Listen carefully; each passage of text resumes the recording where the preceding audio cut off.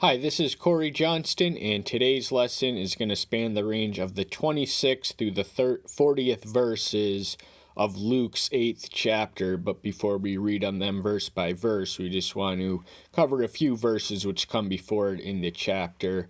The first three verses form the first section of this chapter, whereby we read that females were an integral component of the Messiah's friendships and ministry, and the second one was perhaps the most significant one.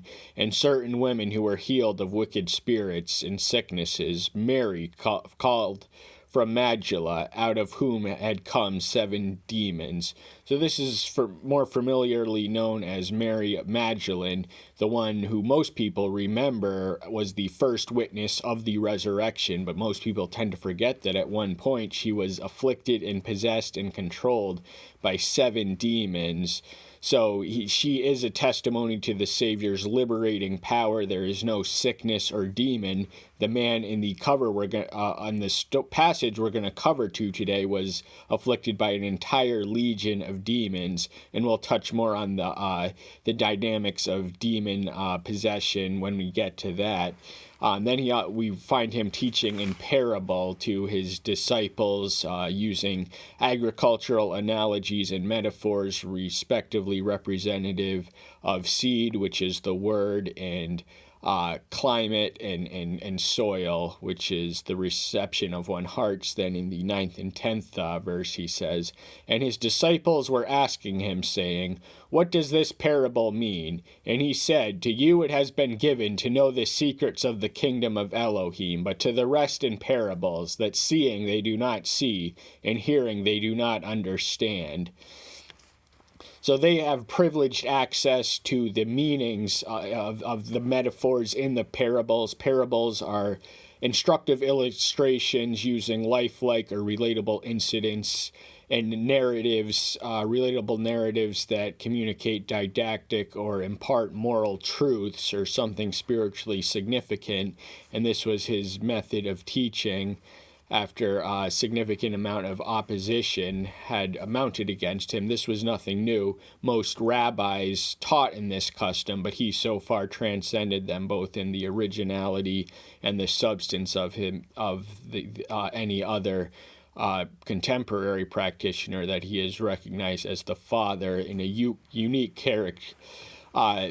category for parable conception. But we also read the interpretation of what these elements are, why some seed is more abundant than others, the external elements which prevent the maximum evangelical growth after the explanation which he gives from verses 11 through 15.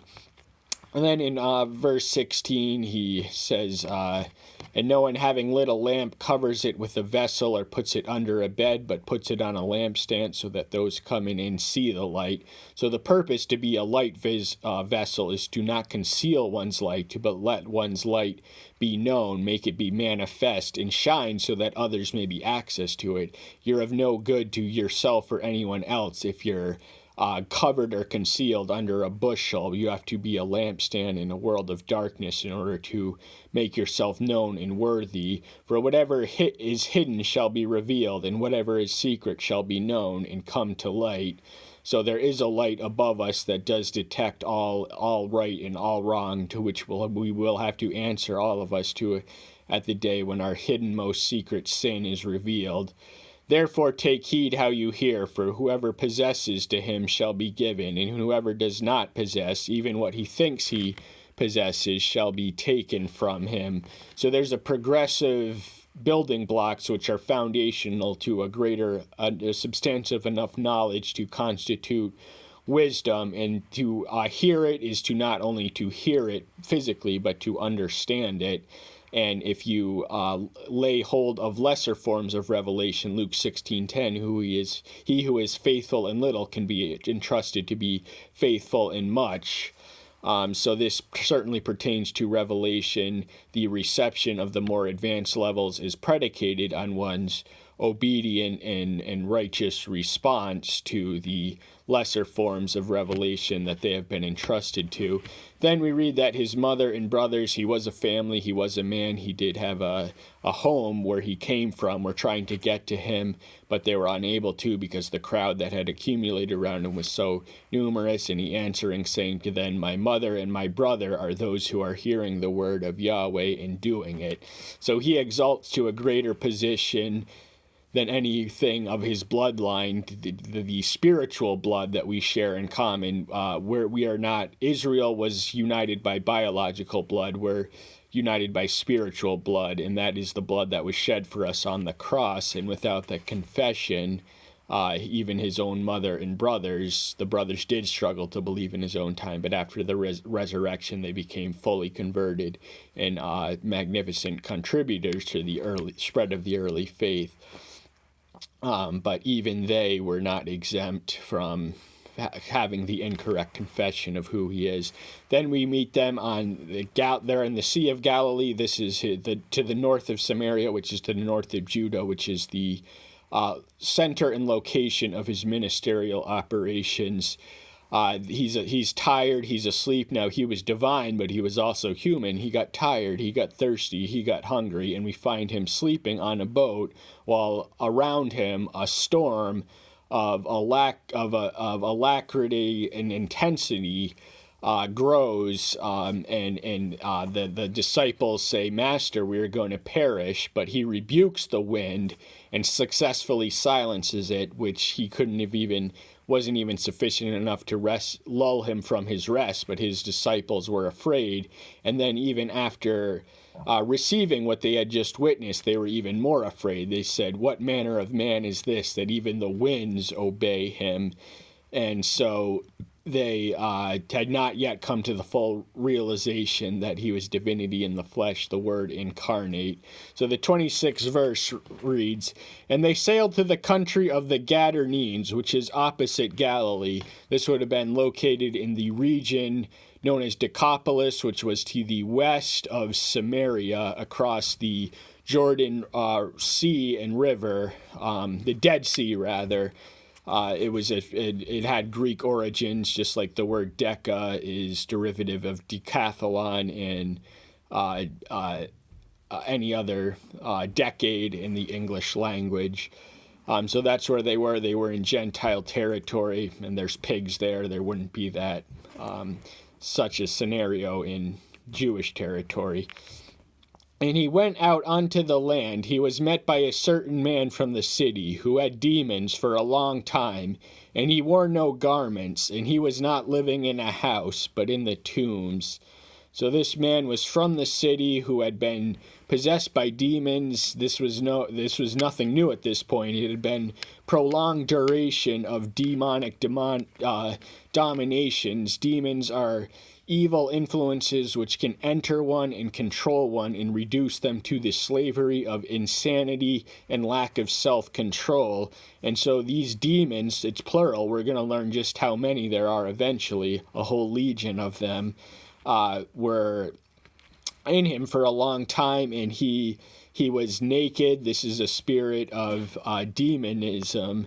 Look at the proliferation of pornography today. I'm certain that the devil has something to do with that, and our obsession with nudity is demonic. And he was homeless, he was vagabond, he had no spiritual home, he had no security or adoption in heaven. He was living among the graves in the tombs, which is where sin dwells. The wages of sin is death. Sin is death. So before we came to the Messiah, we were dead in trespasses and sins, and we were living. So in the entire society which exists all around us is a spiritual graveyard, and there are no degrees of death.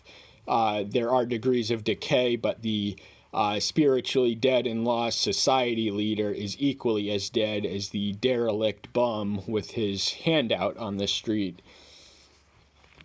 And when he saw Yahshua, he cried out, fell down before him, and with a loud voice said, "What have I to do with you, Yahshua, son of the Most High Elohim? I beg you, do not torture me." So this is not the man talking, but the demon in the man. So they are in total control of this man at this point. So everything they say and do is what they are doing through him. This man is not an independently functioning entity to call his own. He's not his own autonomous unit. And the demons tremble, they believe. James 2:19, thou say that Elohim is one. Good, so too do the demons, and they tremble. So the demons are not orthodox. They are not atheists. They are not agnostic. They are orthodox. They are fundamentalists. They believe, and they tremble in the presence. They recognize the presence, the superior power which they submit to when they're in his presence, and they know that the power of hell and their ultimate destiny is in his hand, and the word appointed hour appears somewhere in Matthew. But in any case, these demons likewise know that their ultimate destiny is doom and the torture of hell, and they're begging him in terms that was familiar in Gentile territory, son of the Most High. So once more, they were in Gentile territory. For he had commanded the unclean spirit to come out of the man, for it had seized him many times, and he was bound in chains and shackles, being guarded. And breaking the bonds, he was driven by the demon into the lonely places. So there's a lot to digest here. One is what Satan does to a man. He sends these demons, these unclean spirits, these morally polluting entities, which enter us and control us and enslave us, and then society rejects us. They put us in prison, in chains, but this man was so violent and so supernaturally strong that he was just driven by the demons not to dwell among men, but to dwell among the dead, the lonely places. He was in his natural home and environment, in the graveyard, in the tomb, because he was a spiritually dead, demon-dominated people. But also he commanded the unclean spirit to come out of him. He has the same mastery and same supreme sovereign control over the elements. The lightning quit flashing, the thunder crept roaring, and the sea which threatened to destabilize the boat that he and the apostles were on, who were saying, "Master, we perish." So he was in equal command of the demonic forces as he is the elements of nature. He created the demons. He created nature. Everything remains under his sovereign control, and the demons recognize it, and they submit instantly, and they pray to him in his presence and ask him to not be sent to hell prematurely. And Yahshua asked him, saying, "What is your name?" And he said, "Legion," because many demons had entered into him. So a legion was a basic Roman military unit consisting of 5,000 to 6,000 infantrymen. So this was a more than, and remember, Mary Magdalene had 7 demons, we read in the second verse, and that number also appears in Luke 11:26 when he says that once a person who has been exorcised by a demon, that demon is going to go to the desert, to an arid location, find no one to latch onto, and they'll return with 7 demons. So demons do come back with a vengeance, and there is such a thing as a permanent transformation, which only the Savior's exorcisms could bring. But this man was totally dominated, totally possessed, perhaps unprecedented in the degree of misery and agony and slavery and degradation that he was reduced to by the sheer quantity of demons which had entered and controlled him. And what the Savior does for him is what society, which shuns him, and Satan, which enslaves him, does not. He welcomes him and liberates him and restores him and heals him and gives him a new meaning and purpose on life. And that's getting a little far ahead of ourselves, though. And they were begging him that he would not command them to go out into the bottomless pit. The bottomless pit is hell. That is actually not quite hell. It's the place from where the devil's going to be unbound and chained after the millennial kingdom so it's a temporary prison for the devil for the millennial reign of the kingdom, after which point he's going to be released, and he's going to deceive, if possible, even the very elect and bring them down with him. So he's going to be let loose one more time to work his mission and ministry.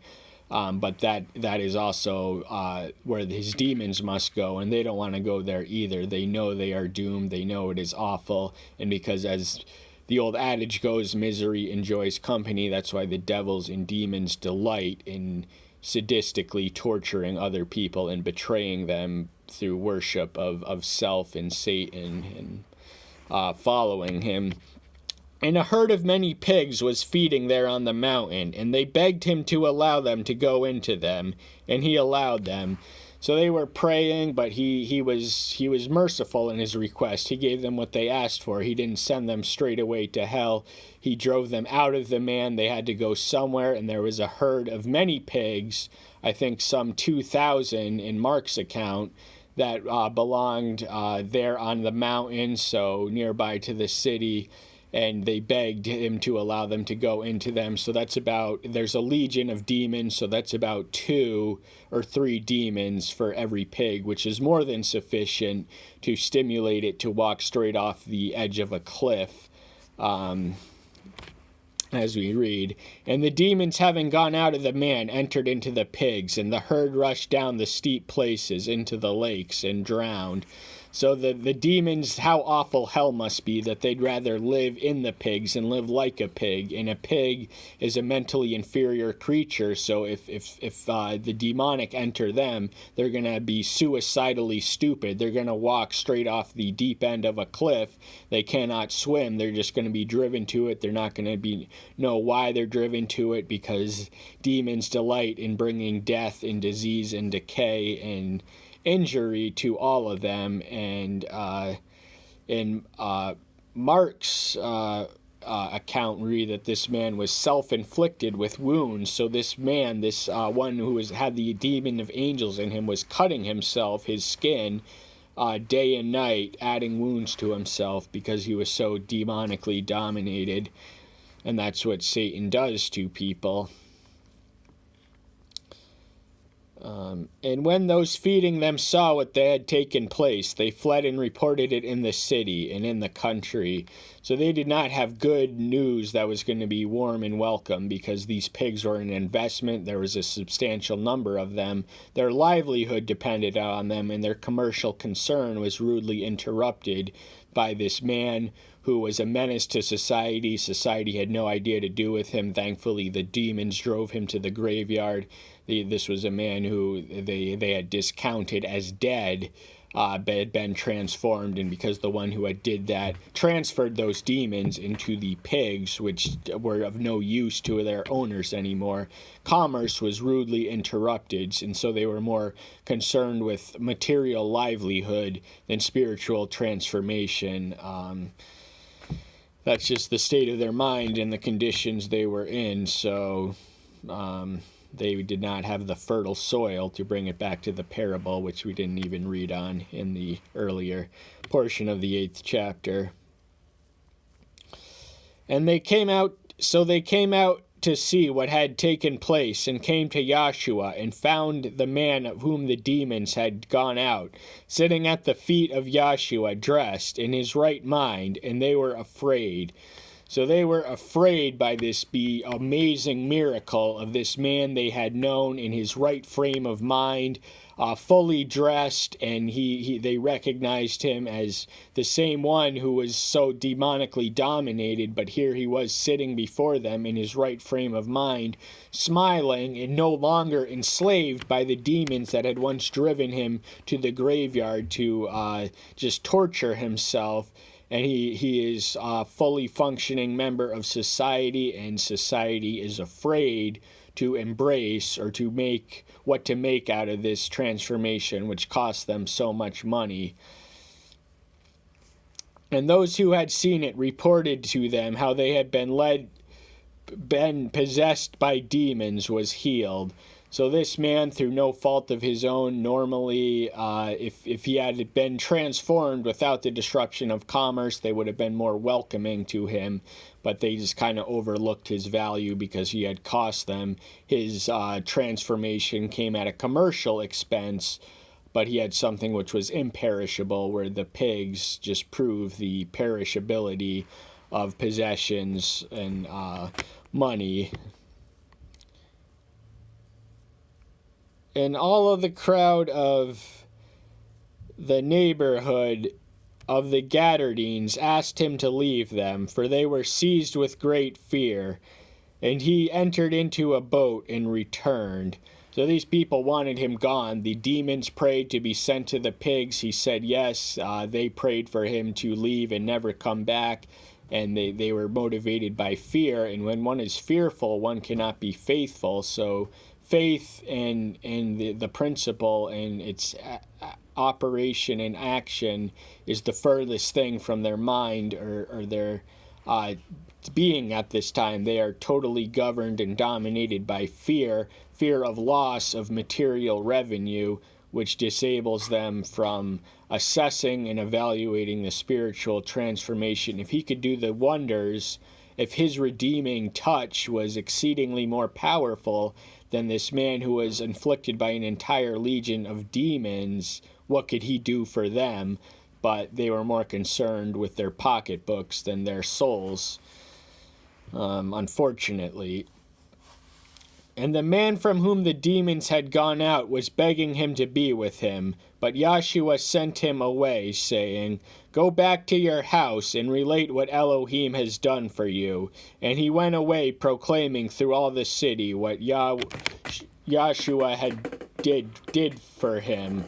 So this man was so enthralled and so enjoyed and so transformed and so positively basking in the radiance of conversion that he wanted to live with him and learn with him and spend the rest of his life in his company, to be an apostle. But the Messiah had a different ministry and mission in mind with him. He was to be a witness in Gentile territory, where his Messiah claim would not carry the criminal consequences of this.